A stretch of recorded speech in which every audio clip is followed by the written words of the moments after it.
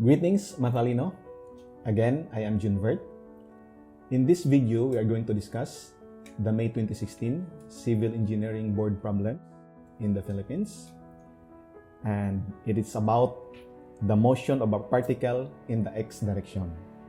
Similar problem to the board examination. Given the position function xt is equal to t raised to 4 minus 8t squared, find the distance that the particle travels at t from t is equal to 0 to t is equal to 4. That is our problem. So how to solve this one? I will open my calculator. This is my calculator. Okay. So let us go to table mode of our calculator. Whatever is your calculator, if it has a table mode or anything that can tabulate the value of the equation. So in this calculator, I will go to mode 9. Then I will input the equation alpha x raised to 4, okay, minus 8 alpha x squared, okay. Then it asks for gx, just leave it blank, we don't have a gx. Then it starts from 0 to 4. Let us step 1, okay. This is our tabulation, all right. So if you can see, very clear that at x is equal to 0, at t is equal to 0 in our equation. Very clear in our equation, when t is 0, of course, the x is 0. This is the value. Now, we are particular with the value here. 1, 2, 3, 4. And let us plot that in our x-axis. Alright? Let us go back to our presentation. This is our result. Now, we are going to draw the x. I have guidelines here. Okay, we have this the line in the x direction. Let's call this x. Let us say the particle starts here, the origin. Say because this is when x is 0 or when time is 0, the x is 0. So it starts here. Then after 3 seconds, it goes to negative 16. So let us go to negative 16. Let us say this is the point, negative 16 point. We'll highlight here. Use the green color. This is the negative 16. Okay, negative 16, and this is the positive 128 in after 4 seconds. So this is the 128. All right. So this is the motion of the particle. It goes back from 0 to 16, to negative 16, I mean. So it started here. It started here. So we have this motion of 16 units. Let us say this is in meters, the xt. So 16 meters. And let us say this is in seconds, okay? The time is in seconds. Actually, there is no unit. I'm not sure in the actual board examination if there is a unit given, okay? But this is similar only to the board exam. This is from 0 second to 2 seconds, okay? For 2 seconds, it travels backward, that is to the left, backward, for 16 meters. Then, from 2 seconds to 4 seconds, it jumps to 128. So from this point, it jumps to here. Is this really jumping? It travels here. Okay? And this is a total of 128 plus 16, a total of 144 meters. So the required actually is the total distance traveled. So the total distance traveled is very clear. 16 meters plus 16 meters plus 144. So a total of 160. Am I right? 16 plus 44 is 60. 160 meters. This is our answer. Very easy to solve. Okay? Our particle is only moving in the x direction, to the left or to the right. is going backward and going forward. That's it. That's how we solve this problem. Okay? Are you confident of that answer so far? Okay? Are you really sure that it is 160 meters? Now, for our solution today, we assume that this is the leftmost point the particle went to. Okay? The particle went to negative 16 in the x-axis. What if in between 1 and 2, it goes more than negative 16? Or in between 2 and 3, it goes more than negative 16? How can we check that? Of course, one way to check, because this is a board examination, there are choices. Let us go to the choices, okay? So I will go to the address given in our screen, node 3505 of Matalino. Let's say the choices. There's a choices here. In our choices, the highest value here is 160, which means that the particle did not go to the left more than 16 meters. Okay? If it will go to the left more than 16 meters, then we will expect a higher value here. So we are now sure that the answer is 160. What if there is another option here greater than 160? You need to check. Okay? You really need to check if the 16 meters to the left is the farthest point to the left the particle went to. So let us go back to our presentation. Okay? We can solve this problem. We can check that by calculus or by calculator. But I prefer, of course, the calculator. Let us see. We have this calculator. Now, let us check the value of fx at the neighboring points when x is equal to 2. The neighboring points of the 16. Is that greater than 16 or less than 16? When I say greater than 16, farther than 16. I mean farther than 16. I'm not talking the absolute value. Okay? Is it farther than 16 or nearer than 16? Okay? So, how to do that?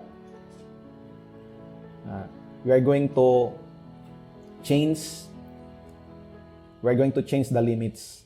So, let's just enter into the start. Let us start with 1.5. It happens at 2, right? So, let us start at 1.5 and end at 2.5 because that x is equal to negative 16 happened at x is equal to 2.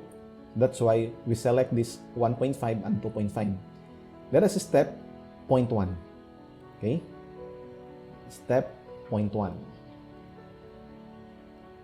That's it. If we are going to check, let's jump directly to 2 because our purpose here is are the neighboring points of 2. This is the 2. If you notice, this is the farthest, still the farthest, 16. We have 15.84, 15.83. This is nearer than 16. So it means still this point is the farthest point in our calculations. Now, how about if we iterate more in our calculation?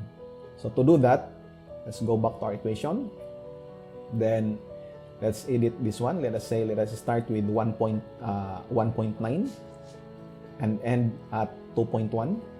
Okay, let us make it finer. Then step 0.01. Okay. Boom. So let us jump to 2. Where is that 2? This is the 2. If you can see, still the neighboring points are nearer compared when x is equal to 2. So we are now convinced that negative 16 is the farthest point this particle went to backwards. Okay? So we are now sure with our answer, which is equal to 160 meters. All right. For the sake of discussion, let us make this problem an opportunity to learn about the motion curves because we are given this position function, so we can talk about the motion curves. All right? For the motion curve, let us start with the equation of the position, the given. So this is the position equation. I will rewrite it. This is only the discussion. This is not the attack of the problem. Take note that our particle is only moving in the x direction, either up, either to the right or to the left. So let us plot that in our graph, okay? In the x, in the distance time diagram. Let us plot our equation, the position function. Okay? To do that, let us first find when this particle is on the starting point. Okay, let us plot our x-axis. This is our x-axis. Okay? So let us say this is the starting point. The x is equal to 0. Now, what value of t when the x is 0? Okay?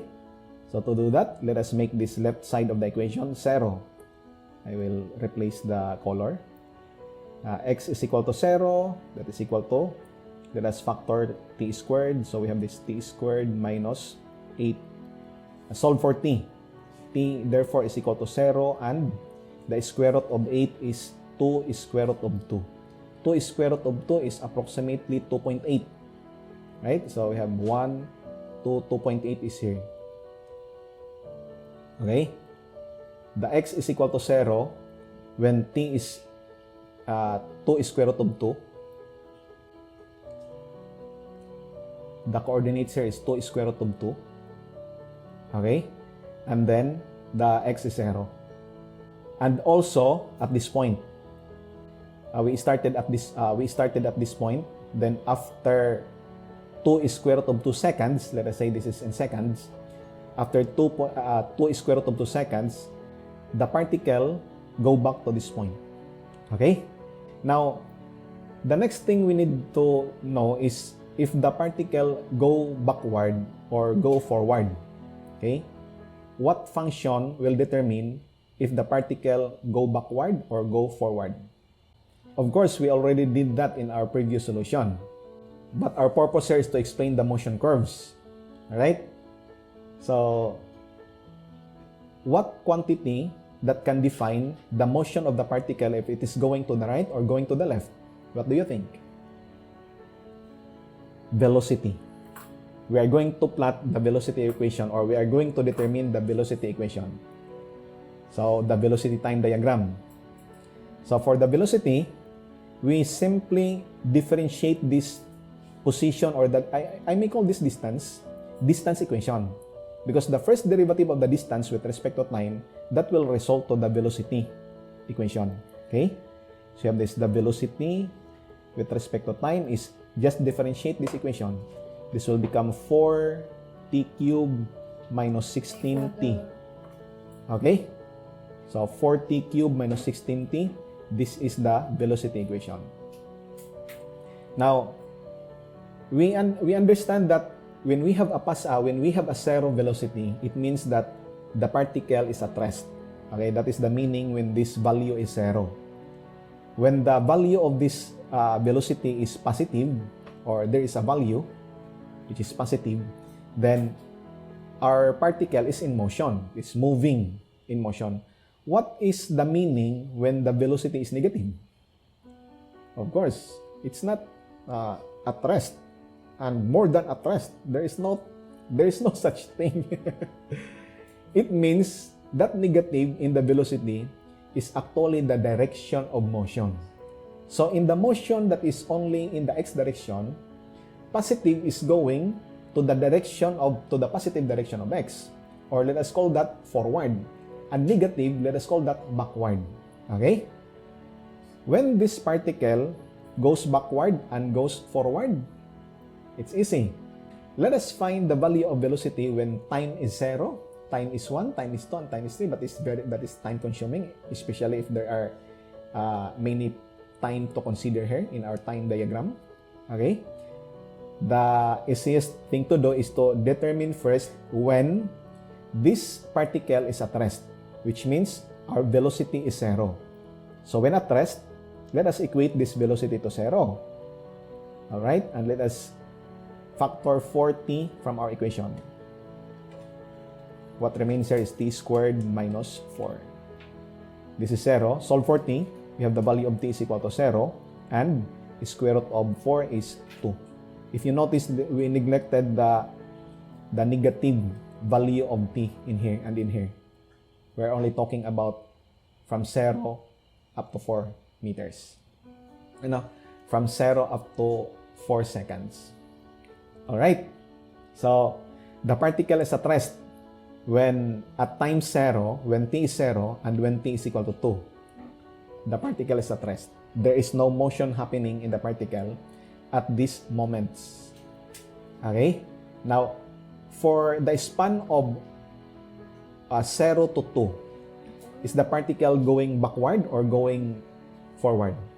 From our previous solution, we determined that we goes backward. Okay? Which means that the velocities here are negative. Okay? You can check that when t is equal to 1. 4 minus 16, that is really negative. Okay? Because the velocities here are negative, the value of the x here are also negative. That is going backward in our equation. At x is equal to 2, what is the value at t is equal to 2? I always call this x. At t is equal to 2, what is the value of x? When t is equal to 2, if you remember, the value of x is negative 16. So, it is here. So, the coordinates of this point is 2, the time is 2, the x is negative 16. Alright? When t is equal to 4, if you remember, the value of x is 128 positive. So, we have this one, approximately here. Okay? How to draw the graph? Take note that this velocity is the first derivative of the distance.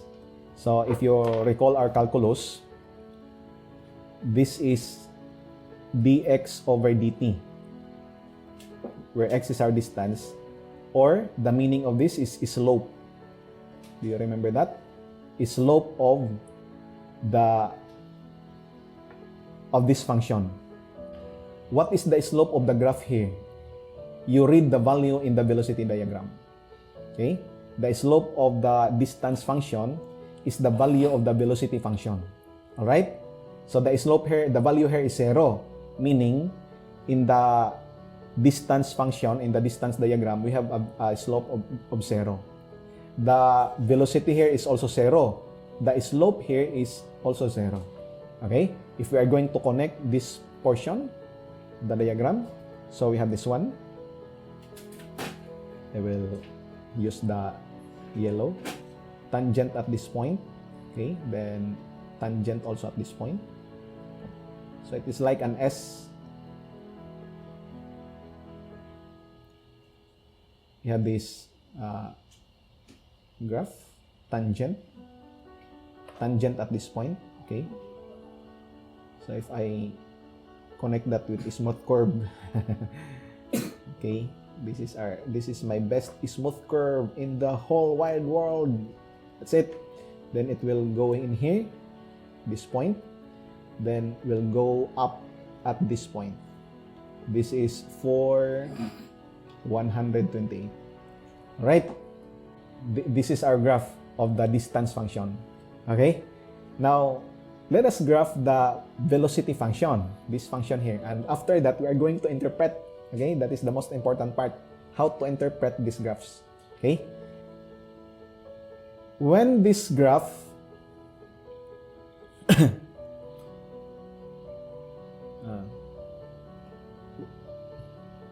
now for this graph, the value here is negative, as we mentioned earlier. Okay? When we find this portion here. But the value here are positive. Okay? From 2 to 4. So how to determine the lowest point? Because this is cubic, there must be a lowest point here between 0 and 2, because from 0, it goes down, tapos it goes back to 0, which means there is a negative, there is a lowest point in this portion. How to find that lowest point? Let us differentiate this one, maxima and minima. And if we are going to differentiate the velocity function, what is the result? That will be the acceleration function. Okay? Take note that the first derivative of the velocity function is the acceleration function. The acceleration function is equal to 12t squared minus 16. Okay? To find the lowest point of the velocity function, let us assign the acceleration or the first derivative of the velocity equal to 0 because that is the concept of calculus, the maxima and minima. Equate the first derivative to 0 and you will get the maxima and minima. You have this 0 is equal to, let us factor the value of 4. What remains is 3 inside minus 4. Okay? Solve for t. T is what? 4/3. Transpose this 4. This will become 0 if you cross multiply that. So 4 over 3, that is square root of 4 over 3 is 2 over square root of 3. That is approximately 1.15. So it will happen here. 1.15. The lowest point. And that lowest point in the acceleration diagram is the value of that in the acceleration diagram is 0. Okay? So it will happen here. And this is the lowest point of our velocity diagram. So if I may change this color, we have this one. This is the lowest point. So let us do here a horizontal line. That is the slope. Take note again that the first derivative of the velocity is the acceleration, and this is the dv over dt. Or what is the meaning? Slope of the velocity time diagram. So the value of the acceleration is the slope of the velocity time diagram. The acceleration here is 0, meaning the slope of the velocity diagram is 0. I think I'm very far. So let us write a line here. This is our point for our diagram. Alright. We are going to connect that with a smooth curve. Orange. So start here. Okay. Then we go up here. Then we go up to here. Alright, this is our velocity time diagram. Okay? What is this distance? This distance of time, this length of time is 2 square root of 3. Alright? So, I'm not interested with finding the velocity here. Let us plot the acceleration equation. The acceleration equation is a parabolic curve. If you can see this one, this is a parabola open upward because this is positive 12, the coefficient of this t squared. Okay? Open upward. If this is negative, this will become downward parabola. Now, where is the vertex of this parabola? When t is 0, it is clear that acceleration is equal to negative 16. So it is here. Okay? When t is 0, negative 16. Is this the vertex of the parabola? Yes or no? The answer is yes. Why? Why this is the vertex of the parabola? Because when you assign t is equal to 1 and t is equal to negative 1, you have the same value of acceleration. You see that? The 12 minus 16 is negative 4. Alright? So, when t is 1, negative 4. When t is negative 1, it will go to square that. It will become 12, still 12. When t is negative 1, square that, the same value. Okay? That is also negative 4. Negative 4 here and negative 4 to the left. That's why this is the lowest point. Any value you plug in here, you only have a mirror of the value in the value of the acceleration, both the positive side and the negative side. Okay? So that's it. We are going to plot this graph. Now, how to interpret this one? What is the meaning of this graph? Do you understand our graph today? If you understand the graph, I will ask you a question. What time interval is the velocity increasing? Okay? Very easy. You look at the acceleration function or the graph of the acceleration. So this portion here is positive acceleration, which means that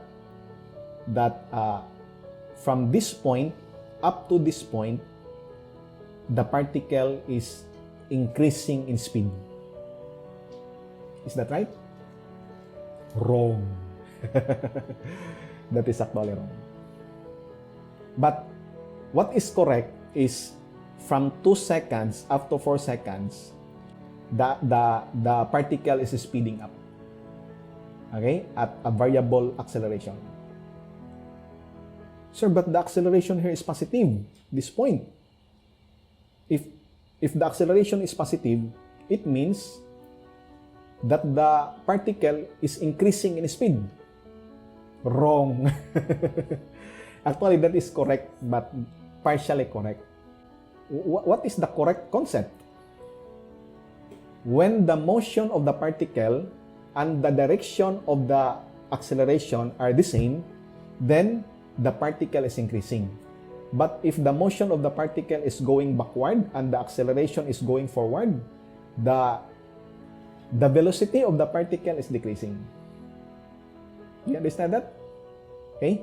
Let us say, look at this portion here. This negative velocity represents that our motion is going to the left or going backward.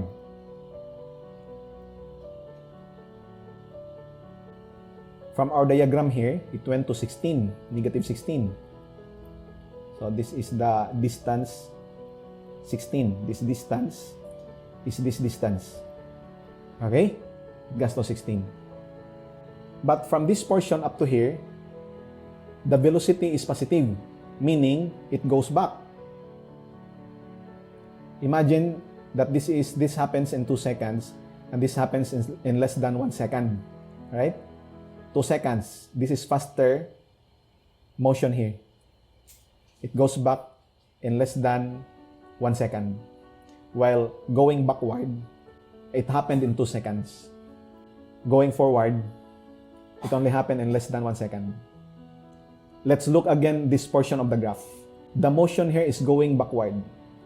The acceleration is negative, meaning the acceleration also is going backward. The particle here is increasing in velocity. Okay? From t is equal to 0 to t is equal to 2 square root of 3, let us say it is here. Okay? The particle is increasing in speed. It speed up. Boom! But what happened to the particle from this point up to this point? That is from 2 square root of 3 seconds to 2 seconds. It slows down. Okay? That represented here from negative this point up to 0. Actually, it comes to rest. Okay? But sir, the acceleration here is positive. Why you said that it is slowing down? Okay? The reason? Because the motion is to the left, the acceleration is to the right. That's why our particle is slowed down. Okay? So, it is incorrect to say that if the acceleration is positive, the velocity is increasing. The correct statement is when the acceleration and the motion is going in the same direction, then the speed of the particle is increasing. But if the particle is going backward and the acceleration is going forward, and that's what happened in this portion, our particle will slow down. Okay? Until it comes to rest. Then after it comes to rest, it accelerates. That's why we have this increasing velocity. Alright? So for this portion here, this time interval here, our speed is increasing, but the rate at which the speed is increasing is slowing down. Did you understand what I mean? In Tagalog, bumagal ang kanyang pagbilis. What is the English of that? The speed is increasing. That is the meaning of this acceleration. The decreasing acceleration. It is still accelerating, but the rate at which the acceleration is increasing is decreasing. I don't know if that is I will repeat, the rate at which the acceleration is increasing. The rate of the increase of acceleration is decreasing. Bumagal ang pagbilis. I hope someone will comment in the section to interpret that into English. Okay? Next. At this point, from here to here, at this time interval, okay, the motion of the particle is still going to the left, but the acceleration is going to the right. Opposing. If you are going to the right, if you are going that way, but the acceleration is going this way, what will happen? You will slow down until you eventually stop. That's what happened to the particle here. It stops. Okay? And then, still accelerates. So that's why it gains another velocity, increasing velocity. Alright? Now, this portion here, this area, I will make a dot here. This portion here is actually the vertical distance. If you are going to calculate this area, that is actually 16, negative 16. The vertical distance between 2 points in the distance diagram, distance time diagram. And this area here, this area is the vertical distance between this point and this point, which means that this is 144 area. You can do that by integration. I will not do it here. And this area here is also the vertical distance between these 2 points. Okay? And this area here is the vertical distance between this point and this point. That is the concept in our, the same as shear and moment, load, shear and moment diagram. The same concept. Alright? I hope in this video you learned something. And have a good day. Bye-bye!